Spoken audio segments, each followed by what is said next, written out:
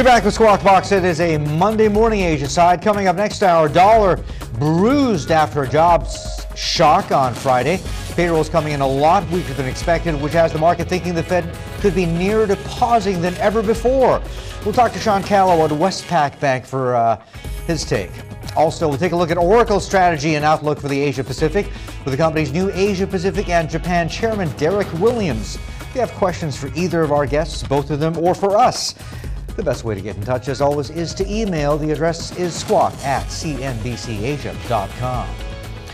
Now, the concept of corporate social responsibility, or CSR, is fast becoming familiar to companies around the world, and China is no exception.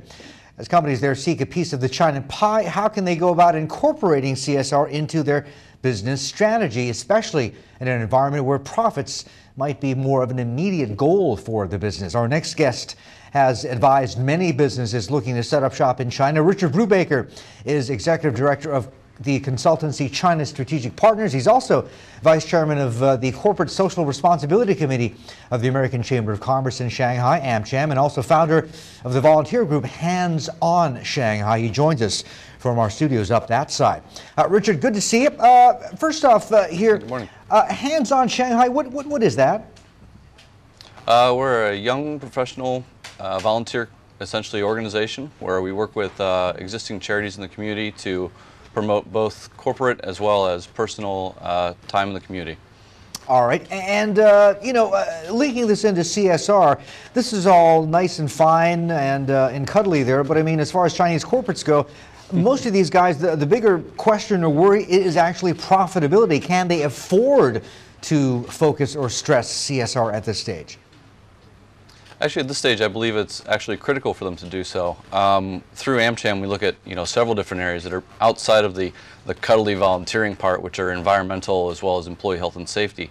And a lot of the larger Chinese corporations, as well as some of the mid-sized ones as well, and this goes for the national as well, are seeing that they are improving based on this because it does affect their bottom line directly. How? In many ways, if you're an automaker and you have employee health and safety issues where you have downtime, you have a lot of sick leave, that does affect your bottom line. Okay. But I mean, for decades now, under, I guess, the communist system, this sort of social safety net, that's been a huge, excuse me, talk about health coverage there. It's been a huge drag on and burden on Chinese corporates. I mean, isn't this something that they're actually trying to get away from?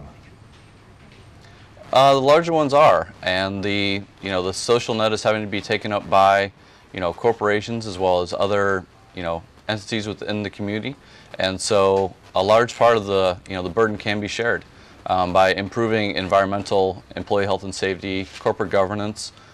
You can change the environment in which people work and live.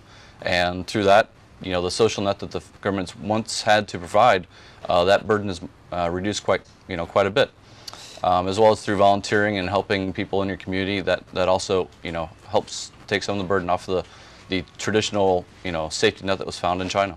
Oh, okay, I can understand how CSR moves would be more worker friendly, would also improve a company's image in China. But at this stage, is AmCham, I mean, how much work is AmCham doing to help these guys improve corporate governance, transparency? These things would probably be of more concern to investors and foreign companies. Correct.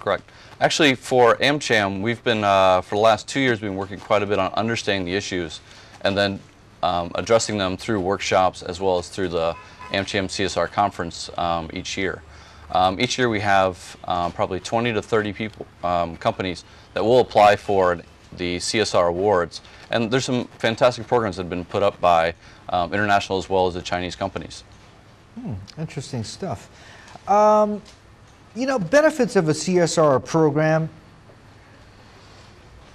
official support from Beijing, from the government, are they behind these sorts of changes? I mean, do they care whether Chinese companies are treating their workers better? I believe they do. There have been a number of cases in the media recently where you had environmental, you have the coal mines. They are trying to improve the problems, but like anywhere else, you can point at the problems. But I do think that there are some the ways that the Chinese government is improving. All right, Richard, we'll have to leave it there. Good to talk to you, sir. Just out of time. Richard Brubaker, Executive Director of China's Strategic Partners, joining us live from our studios up in Shanghai. All right, next up on Squawk, we'll take a look at FX. We've got, excuse me, we need to take a break. Sean Callow, Westpac, back up on the other side of this break. Questions for him? Email us, squawk@cnbcasia.com. Keep it here.